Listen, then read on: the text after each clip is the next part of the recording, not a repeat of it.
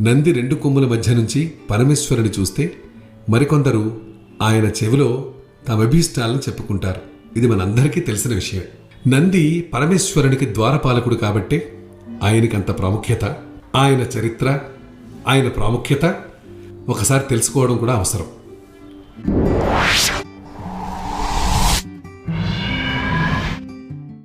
శిలాదుడనే ఋషుండేవారు. ఎంత జ్ఞానాన్ని సాధించినా, ఎంతటి గౌరవాన్ని సంపాదించినా పిల్లలు లేకపోవడం ఆయనకి లోటుగా ఉండేది. ఎలాగైనా సరే తనకు సంతాన భాగ్యం కలిగించేందుకు పరమశివుని కోసం తపస్సు చేయసాగాడు శిలాదుడు. ఏళ్ళు ఊళ్ళు గడిచిపోయాయి, ఎండావానా వచ్చిపోయాయి. కాని శిలాదుని తపస్సు ఆగలేదు. అతని ఒంటి నిండా చెదలు పట్టినా సరే నిష్ఠ తగ్గలేదు. ఎట్టకేలకు శిలాదుని ఎదుట ప్రత్యక్షమయ్యాడు ఆ పరమశివుడు. నాకు అయోనిజుడైన ఒక కుమారుణ్ణి కలుగు చేయి